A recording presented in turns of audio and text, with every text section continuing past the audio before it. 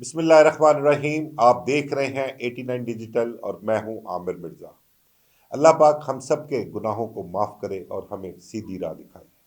एक वाकया सुना, देखा, पढ़ा तो रूह कांप उठी। इंतहाई खौफनाक वाकया। समझ नहीं आती कि माशरा किस तरफ जा रहा है, लोग किस लाइन पर लगे हुए हैं। कोई भी इस वाक़े के मुतल्लिक़ बात करे या सुने तो वो वाकई कानों को हाथ लगा लेगा और हर किसी के ज़ुबान पर तौबा इस्तग़फ़ार और क़यामत की निशानियाँ जो है ये इस किस्म के अलक़ाबात सामने आते हैं। इस किस्म के वाक़यात जब रूनुमा होते हैं या पता लगता है उनके मुतल्लिक़। एक वाक़या है, भावलपुर का इलाका है खैरपुर टामिया वाला। इसका एक इलाका है इनायती, पुलिस स्टेशन भी इनायती पुलिस स्टेशन लगता है। वहाँ पर इंतहाई अफसोसनाक वाक़या, एक कम सिन बच्ची 17 साल जिसकी उम्र है, वो किसी वजह से खुदकुशी कर लेती है। कहते हैं पसंद की शादी करना चाहती थी और पसंद की शादी के लिए ही उसको किसी ने मशवरा दे दिया, किसी काले जादू वाले के पास चली जाओ, किसी आमिल बाबा के पास चली जाओ। तो वो बच्ची जो है खुदकुशी कर लेती है, उसको सुपुर्द खाक कर दिया जाता है और वो आमिल बाबा, वो काले जादू का जो करने वाला शख्स था, वो जिस कब्रिस्तान में बच्ची को दफन किया गया उसी कब्रिस्तान में वो अपना ये अमल किया करता था। तो जिस रात बच्ची को वहाँ पर दफन किया जाता है उसी रात उसकी मैयत वहाँ से लाश को निकाल कर उसकी बेहुरमती की जाती है, उसके साथ ज्यादती की जाती है और ये भी बताया गया है कि शायद उसके जिस्म के कुछ एज़ा जो है वो भी उसने काले जादू के लिए को शायद निकाल के रखे हैं। लेकिन पुलिस इसके मुतल्लिक कोई तस्दीक नहीं कर रही। बहरहाल इस किस्म के नासूर जो हैं, इस किस्म के लोग जो हैं, उनका ज़िंदा रहना इस माशरे में बिल्कुल नाकाबिल कबूल है और पुलिस ने किया भी कुछ ऐसे ही। इस आमिल बाबा, ये काले जादू करने वाला जो था, इसको पकड़ा और पकड़ कर उसको कैफर किरदार तक पहुंचा दिया, उसे उसके अंजाम मंतकी तक पहुंचाया। तो ये वाक़या है, इनायती थाना है, उसकी हदूद में आता है खैरपुर टामिया वाला। वहाँ की एक 17 साल बच्ची रमशा, जिसका नाम बताया गया है, उसके मुतल्लिक जो तफसीलात बताई गई हैं वो ये हैं कि वो एक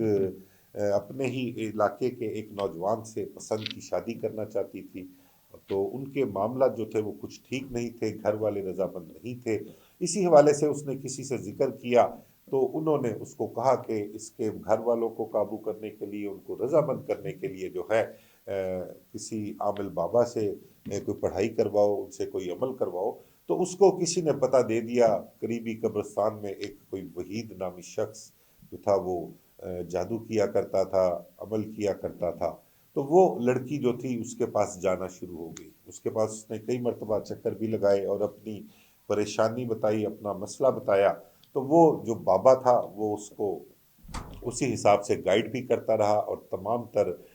मामला जो थे उसके देखता रहा। लेकिन इस दौरान उस बच्ची को क्या इल्म था कि जिसके पास वो जा रही है अपनी दादरसी के लिए, वो ही जो है हवस का पुजारी है और वही उस पर बुरी नज़र रखता है। अब ये मामला काफ़ी अरसे से चल रहे थे। तो पिछले चंद दिनों की पहले की बात है कि बच्ची के जो मामला खासे डिस्टर्ब हुए,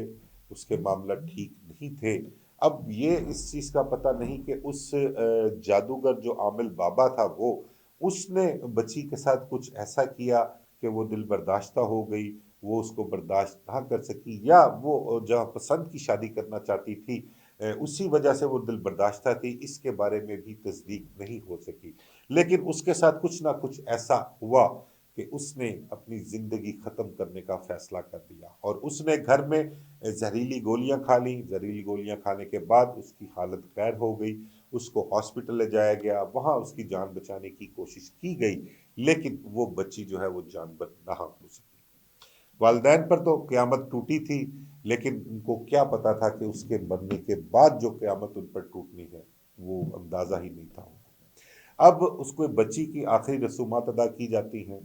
उसको सुपुर्द खाक किया जाता है। उसकी तदफीन जो है वो घर के करीब इनायती थाने की हदूद में आता है कब्रिस्तान, वहाँ पर उसकी तदफीन की जाती है। और देखें, इत्तफाक ये कि जिस कब्रिस्तान में उस बच्ची की तदफीन होती है उसी कब्रिस्तान में वो जादूगर, وہ عامل بابا وہ بھی اسی قبرستان میں اپنے ڈیرے ڈال کر بیٹھا ہوتا ہے، وہیں پر بیٹھ کر وہ لوگوں کو تعویذ گنڈے اور ان کے لیے عمل کرتا ہے۔ ایک ڈھونگی شخص، ایک بے غیرت شخص کہوں گا میں اس کو، جتنا بھی اس پر لان تان کی جائے وہ کم ہے، کیونکہ اس نے کیا ہی عمل کچھ ایسا ہے کہ جس کی معافی نہ تو یہاں پر ہے اور نہ اگلے جہان پہ ہے۔ وحید نام ہے اس عامل بابا کا۔ یہ تدفین کر کے رمشا کی جب اس کے گھر والے چلے جاتے ہیں، رات ہوتی ہے، تو رات کے کسی پہر وہ وحید جو ہے وہ اس کی رمشا کی قبر کو کھودتا ہے، اس کی لاش کو نکالتا ہے اور قبرستان سے لے کے باہر کچھ دور ہی کچھ کھیت ویت ہے، وہاں پر سے اس کی لاش جو ہے وہاں سے ملتی ہے بچی کی اگلے روز۔ ہوا کچھ اس طرح سے کہ جب یہ وہاں سے لاش نکالتا ہے نا، تو کہتے ہیں کہ لاش نکال کر وہیں پر اپنے جو گھر اس کا وہاں پر ہوتا ہے قبرستان میں رہائش پذیر ہے، اس کے باقی فیملی ممبر بھی وہاں پر رہتے ہیں، وہاں پر لے جاتا ہے، وہاں پر لے جا کر اس نے لاش کے ساتھ، اب میرے پاس وہ الفاظ نہیں ہے جو میں بیان کروں، میری تو روح کانپ رہی ہے، میری زبان میرا ساتھ نہیں دے رہی کہ میں وہ الفاظ کس طرح سے بیان کروں کہ اس نے اس لاش کی بے حرمتی، اس بچی کی مردے کی بے حرمتی اس نے کس طرح سے کی۔ یہ بھی بتایا گیا ہے کہ اس کی بے حرمتی کرنے کے بعد اس نے اس کے جسم کے شاید کچھ اعضاء بھی نکالے ہیں، اور یہ سارا عمل جو کر رہا تھا جب اس نے کیا، تو اس کے متعلق بتایا گیا ہے کہ اس کی ملزم جو ہے یہ وحید، اس کی ایک بھابھی تھی گھر میں، جو اس کو جب یہ پتہ لگا تو اس نے بڑی اس پر لان تان کی اور اس کو منع بھی کیا، لیکن یہ اپنی درندگی سے باز نہیں آیا، اس پر حیوانیت اور شیطانیت طاری تھی، اس نے نہ اس حیوانیت کو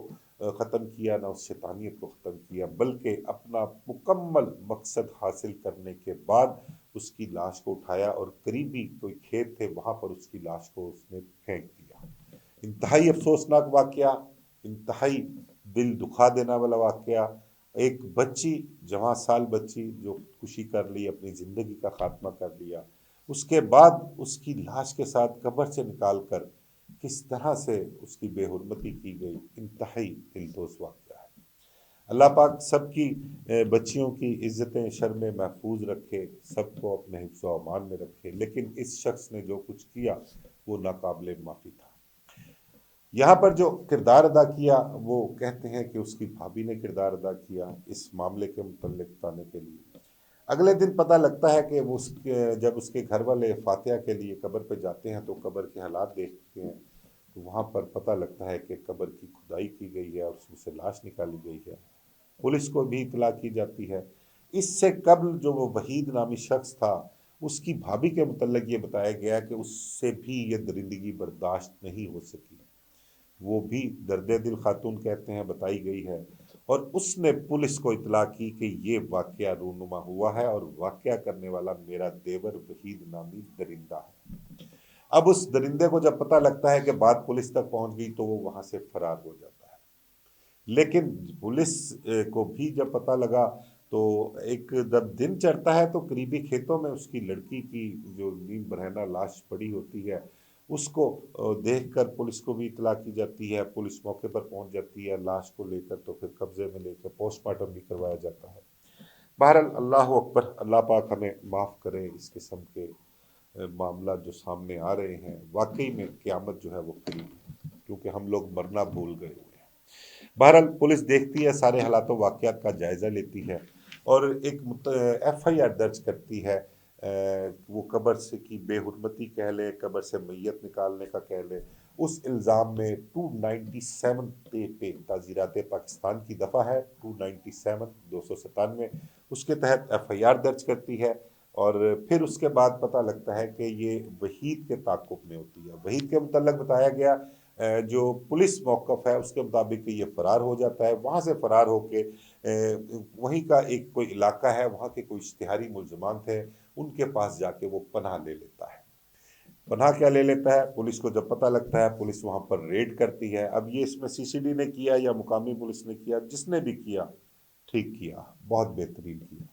وہاں پر پولیس ریڈ کرتی ہے اور ریڈ کرنے کے بعد وہاں پر فائرنگ کا تبادلہ ہوتا ہے، وہ اشتہاری ملزمان پلس یہ وحید درندہ جو تھا یہ پولیس پارٹی پر فائرنگ کرتے ہیں، کراس فائرنگ بھی ہوتی ہے۔ پولیس کا موقف یہ ہے کہ ایک اہلکار کو فائر بھی لگا، لیکن بلٹ پروف جیکٹ پہنی ہوئی تھی، اس وجہ سے وہ موجزانہ طور پر محفوظ رہا۔ پولیس گاڑی پر بھی جو ہے وہ فائرنگ سے نقصان ہوا، اور اشتہاری جو تھے پولیس پر فائرنگ کرتے ہوئے فرار ہو گئے، اور اسی دوران ان اشتہاریوں کی فائرنگ سے وہ وحید درندہ جو ہے وہ مارا گیا۔ اس کی بھی ایک ایف آئی آر 302 کی درج ہو جاتی ہے۔ لیکن جو اصل حقائق یہ ہیں کہ اس درندے کو اطلاع ملنے پر پولیس نے، اس کی بھابھی نے جو اطلاع کی تھی، گرفتار کر لیا تھا، اس سے تفتیش کی۔ تفتیش کے دوران اس سے ایک ایک چیز اگلوائی، ایک ایک چیز کی تصدیق کی، اور تصدیق کرنے کے بعد یہ فیصلہ کیا گیا کہ یہ شخص نہ اس کی معافی اس جہان میں ہے اور نہ اس کی معافی اگلے جہان میں ہے۔ تو جو فیصلہ کیا اس کے مطابق ایک پولیس مقابلہ جو تھا وہ تشکیل دیا گیا، اور اس پولیس مقابلے میں اس کو کیفر کردار تک پہنچایا گیا، اس کو اس کے کیے کی بھیانک سزا بھی دی گئی۔ بہرحال سی سی ڈی نے کیا یا پولیس نے کیا، جو بھی کیا بہت ٹھیک کیا، ہم اس کو سپورٹ بھی کرتے ہیں، اور سی سی ڈی کو خراج تحسین بھی پیش کرتے ہیں، چاہے وہ مقامی پولیس ہے ان کو بھی خراج تحسین پیش کرتے ہیں کہ اس قسم کے درندے جو ہیں ان کو بالکل بھی اس دنیا میں رہنے کا حق نہیں ہے۔ اس طرح بہت سے سی سی ڈی اور پولیس کے متعلق پیچھے اختلافات بھی ہوئے ہیں، پولیس انکاؤنٹرز کے حوالے سے ہی ہوئے ہیں، لیکن ہم نے کبھی ان لوگوں کے متعلق اختلاف نہیں کیا جو واقعی اس معاشرے کا ناسور ہے اور درندگی کا مظاہرہ کرتے ہیں معاشرے میں۔ ہم نے جہاں اختلاف کیا ہے، جہاں بھائی ہم نے